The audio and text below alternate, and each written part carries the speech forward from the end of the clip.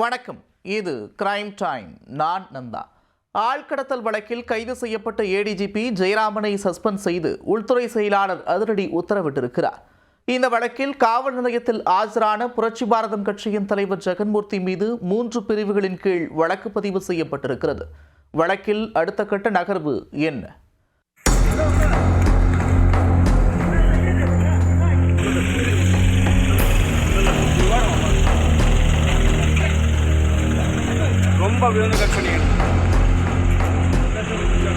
காதல் விவகாரத்தில் ஏடிஜிபி ஜெயராமன் கைது செய்யப்பட்டதை தொடர்ந்து விடிய அவரிடம் போலீஸ் உயரதிகாரிகள் கிடுக்குப்பிடி விசாரணை மேற்கொண்டனர். காவல் நிலையத்தில் ஆஜரான சட்டமன்ற உறுப்பினர் ஜெகன்மூர்த்தியிடம் ஆழ்கடத்தல் வழக்கில் உள்ள தொடர்பு குறித்து துருவி விசாரணை நடத்தப்பட்டது.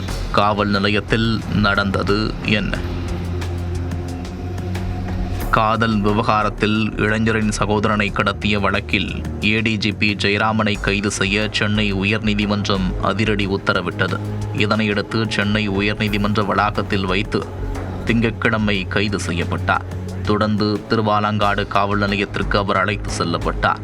அங்கு திருவள்ளூர் டிஎஸ்பி தமிழரசி உட்பட 3 டிஎஸ்பிக்கள் விசாரணை நடத்தினர்.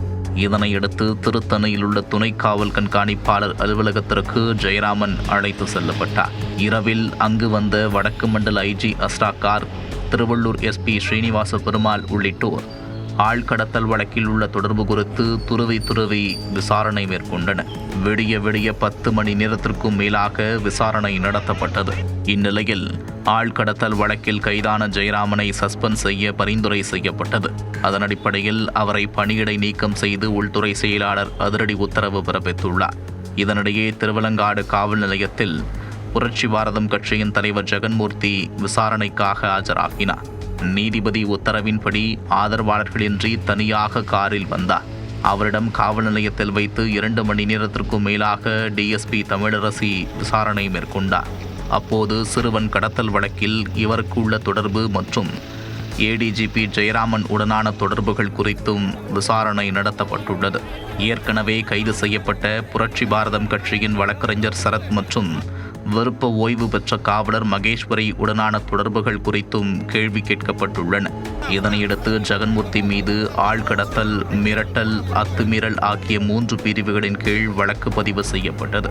தொடர்ந்து அவரை திருத்தணியில் உள்ள குற்றவியல் நடுவர் நீதிமன்ற நீதிபதி வெங்கடேசன் முன்பு ஆஜர்படுத்த போலீசார் முடிவு செய்துள்ளனர். பின்னர் கைது நடவடிக்கை மேற்கொள்ளப்படலாம் என்றும் தகவல் வெளியாகியுள்ளது.